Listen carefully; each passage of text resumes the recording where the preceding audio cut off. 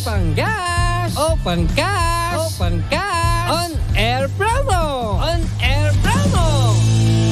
Wag mo sabihin radyo! Wag mo sabihin radyo! Sabihin mo! Sabihin mo! Energy! Energy!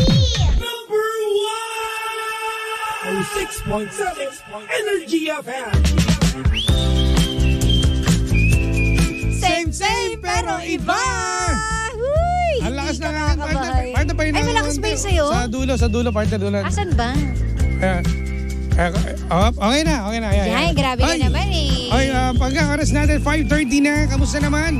At sa lahat din ng mga panggapo natin dyan na kumakain sa tapsiyan ni Aling Bibian. Uy, ang Kamusta po ang yaman. Kamusta po ang pagkain natin? Sana ibusog ka dahil payday Monday ngayon. Correct. Meron ka pa bang pantira ng tapsilog, Jim? Ako, meron pa. Sana all. Bukas manghihingi na lang ulit ako. Yung iba naman dito naka-ready na talagang meron na talagang nakaalaan para sa mga bayarin nila. Correct. Kasi natanggap na nila yung sahod nila ngayon. So kung may matira man yan, babudgetin na naman yan. Tama. So ilang araw na naman tayo pagtitiis pero ganyan ang buhay, Oo, no? natanggap na rin nila na ganyan na lang talaga ang takbo ng buhay. Magbabayad ka lang forever. Ganyan. Kaya nga pasalamat tayo na merong sumusobra na nasa sahod natin. Oo, 10 piso. Okay. Hindi naman 10 piso, Martin. Mahirap. Siguro siguro swerte mo kapag may natira pang 2,000, 3,000 na babudgetin mo yan for another cut-off naman. Wow. Para may kikitain ka na diba? naman. Siyempre, pamasahe mo pa, pagkain mo. Ito. No? Pero konting taste lang. Kasi nga, dahil malapit na naman ang bigay ng gulay. Anong gulay? Gulay lang ang ulamin mo. Pwede naman. Sa panahon yun, di ba, maraming nagkakasakit niya dahil kailangan kumain tayo ng gulay. Iwas karne na rin tayo, di ba? Dahil sa mga virus. Ako rin yun. Iwas na rin talaga. Umiwas ka na yan? Oo, ganito pa rin. Pero iwas ako ng kanin, partner ha. Iwas ako. Nako. Pero ito. Ito na. Ito, partner. Speak of iwas, partner ha. O, ito muna. Sa lahat ng mga gilitista natin. Mga pangga. Sa lahat po ng mga riders natin yan, passenger princess. Mga pangga, ito, makinig po kayo. Nandito na po ang pinakamabisang back to school promo at contest po ng Geely Helmet. Upang ma-avail po ang ating promo, pumunta lamang po sa ating mga selected Geely stores na kayo po ay nakasuot ng uniform na pang-skwela. At syempre, kapag ikaw na may jowa, meron ka ring 10% off at may discount din sa mga single pips natin na 5%. At syempre, ito na yung chance mo din na manalo ng Geely Helmet. At kailangan mo lang din i-follow ang kanilang official Facebook page, ang Geely Helmet PH, at ang TikTok at Geely Helmets PH Official. At screenshot mo ito at mag-selfie ka na rin kasamang yung poging Geely Helmet sa kung saan branch mo ito nabili. At huwag mo kalimutan ang hashtag Back to School Promo, hashtag Geely Helmets PH, hashtag Level Up Your Protection with Geely, at ilagay mo sa comment section ang inyong screenshot para makita ang iyong entry. Nag-start na po ito noong September 15 hanggang October 31 pa po yan, 2023. At ang announcement po ng winners, November 3 po yan, 2023. So good luck. Habol. Kaya ngayon guys, habol lang kayo para maswerte. Correct. Ito na, partner, ngayon po ay Monday. Eto na. Are you ready for our story? Nakashare na ba lahat? I-share natin, nakalive na tayo, partner. Share nyo na yan habang bumabati tayo ng hello sa Toyang's Ramen Homemade. Wow, taray. Hello daw sa mga walang sawang tumatangkilik. Yan. Hello po, Dems Osomar and Maria Josephine Katbagan. Ito, partner, yung binigay sa'yo ni Estong. Hello. Eto rin. Hello kay Liza May Hilo, Jane Sikia, si Veron. Ay, ito pala to. Belated happy birthday din kay Ma'am Mary Jo Zarkanaya. Zarkanaya ba to? Mahal na mahal kita, ingat ka palagi. Your Kambal Venzaki. Ang sweet naman nun. Okay, mga baga, i-share nyo na yung live natin ha. At naka-live na tayo sa ating official Facebook page. Yung mga nakikinig po sa radyo, pwede nyo kami puntahan at makipag-chat din at Yes. Halo-halo? Pwede. Oo, halo-halong kulitan. Kulitan. Pwede sa ating official Facebook page, Energy FM 106.7. Okay. Ayan, eto na nga. Jimbo, nakaka-lurky. Alam mo ba, ito kasi yung ganap. So, eto, lipat tayo sa story. Ayan, sinend niya. Okay. Magkumare ito, Jimbo. Okay. Ngayon, dito sa barangay, talagang kilala sila active sa lahat. Mga biguhan, activities, ganito, ganyan. Ang nangyari, nagkaaway. Okay. Dahil nga netong bagyo. nagkaroon ng baha. Aha. At sa bang ito, nagsisisihan ay silang magkumare dahil nga raw, etong si Kumare A ay hindi marunong magtapon ng basura. Ayan na. And si Kumare B naman, ang sinasabi, yung nandun daw sa tapat ng bahay nila ay pinababayaan lang sa may tabi ng, pasintabi ko sa kumakain, ng kanal. At ang alagang aso nila ay hinahayaan lang sa labas ng bahay. Kaya nang dumating ng baha, nagreportan ngayon sa barangay itong dalawang magkumare na pareho nga silang may mga kanya-kanyang basura at hindi ginagawa ng paraan. Okay. So ngayon ang tinatanong niya rito, friendship over dahil sa basura o dahil sa basurang ugali ng kumare ko?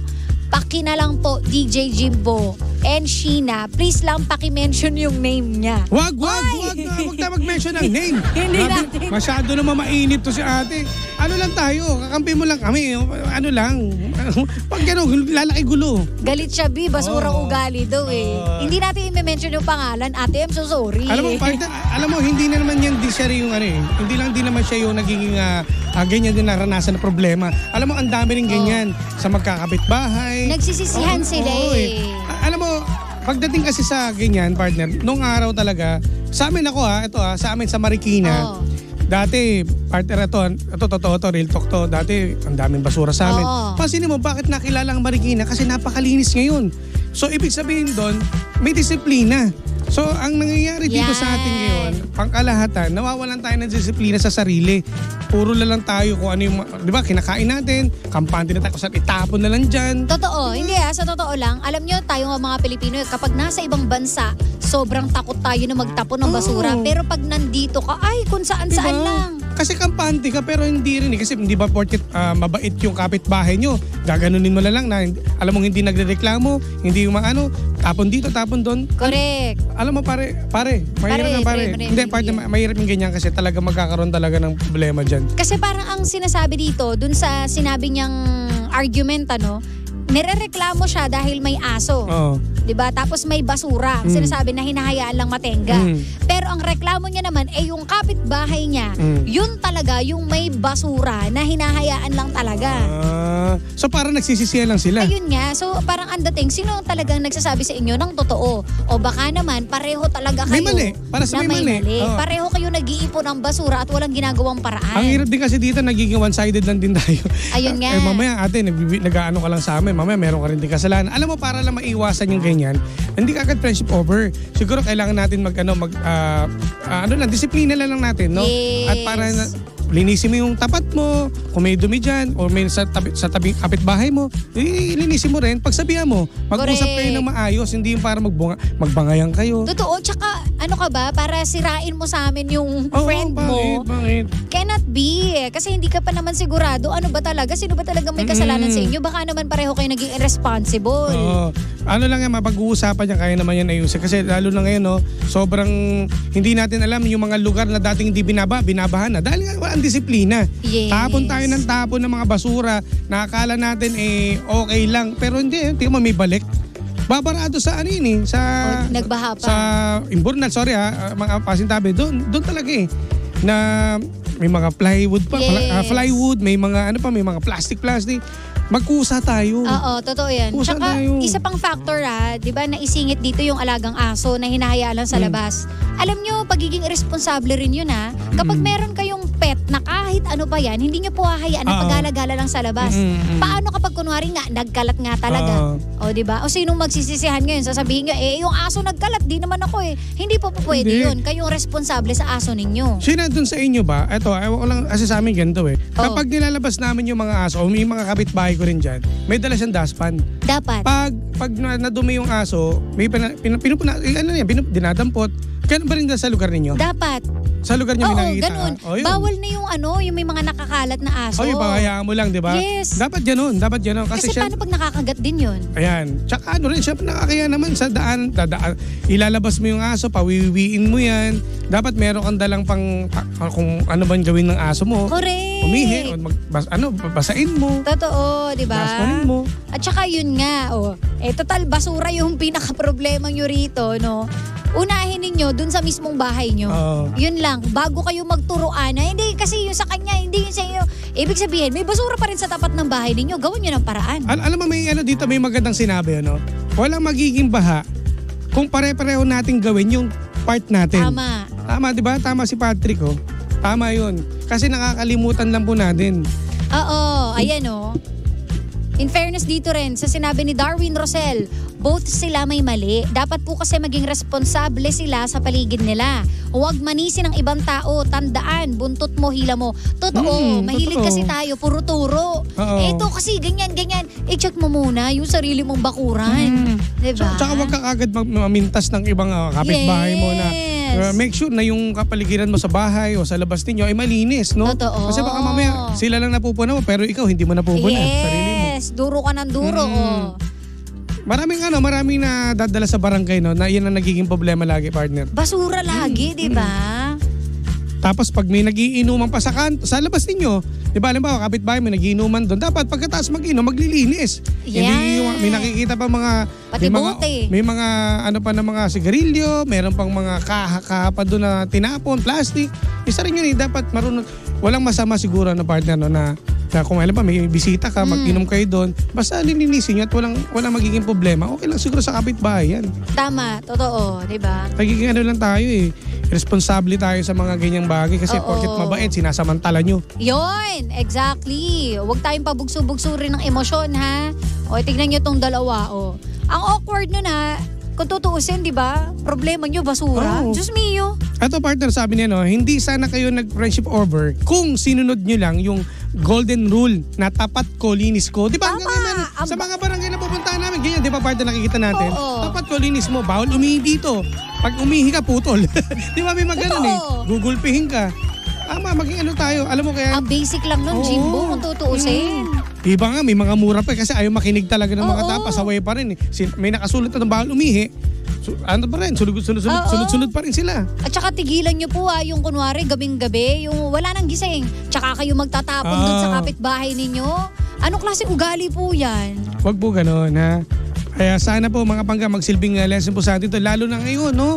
Hindi lang po siguro sa inyo may problema. Halos karamihan din sa buong Metro Manila ay, di ba, binabaha. Dahil nga may mga kapabayaan din natin. Totoo, diba? Yung mga hindi binabaha noon, Jimbo, lubog na ngayon, di ba? Alam mo nang may mga kalat dyan, damputin mo, itapon mo sa basurahan. Yes, huwag ka na maghintay na sitahin ka pa or makiusap pa sa'yo na, uy, pwede bang pakitapon na yan? May may naalala ko. Yung kay Papa Jackson, naalala mo, nag-trending yun eh.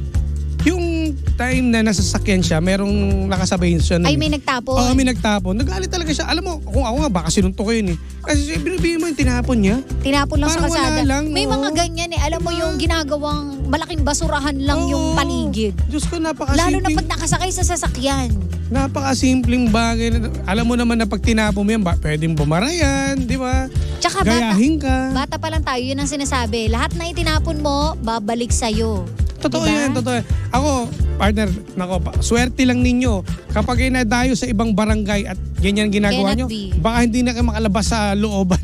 Totoo yan. Eto, Jimbo, taga Marikina rin ata to. Ang sinabi, sabi nga, munting basura, ibulsa muna.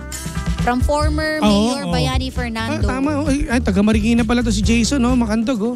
Yung ating dating mayor namin si Bayani Fernando, si BF.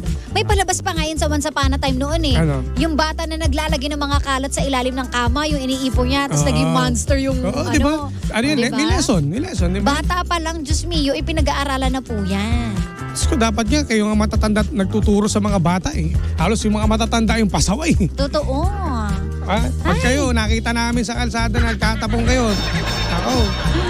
Ayan ha, ate. Bawal yan. Bawal sa Marikina, sa Pasig din, partner, malinis na rin dyan. Marami naman tayo napuntahan lugar din ng mga malilinis. Yung iba lang, yung mga gilid-gilid, yung tagun-tago. Ay, nako, dyan talaga. May mga nakasuksok. Oo, may mga pasaway pa rin na. Sige na. Ate, sana magkaayos kayo. Correct. Para sa kayong maglinis ng bahay ninyo, ng bakuran ninyo, di ba? Huwag kayong magturuan, ate, ha? Ikalma muna at di natin i-mention yung pangalan. Gigil siya, sabi niya, paki-mention po yung name. Hindi pwede. Huwag yung mention. Kaya nahila pala kaya kay Liz Felipe na talaga naman laging nakatutok sa atin. Yarn. Dahil dyan, panibagong Panibagong drama na naman ang hindi natin nasolusyonan pero ating napag-usapan. Kaya pa masasabi ng GMC dyan ay, anong drama mo? Yarn! Ako, Pangga. Eto na nga. Huwag niyong kalimutan, i-like and follow rin po kami, Pangga, ha? Sa Sheena 1067. At sa akin po, DJ Jimbo. At yung mga nasa ating Facebook Live, si Darwin Rosel, Victor Michael, yung mga nandiyan si Matthew Del Valle. Yan, hello po sa inyo. Hello po. Yarn. Pakibati doon yung anak niya na si Geneva at Budoy. Na lalo na po ang aking asawa ni Cheryl Del Valle. Happy National Family Week pala ngayon, oh, partner. Uy, Happy National Family. Maraming half day ngayon sa mga Oy, totoo public ba? sa public offices wala ring half day tsaka yung mga estudyante natin. Sa Marikina wala eh. Hello. Ay, hello kina Victor. Michael. Hi. Alright, so salamat sa inyo mga Pangga at ingat po ha.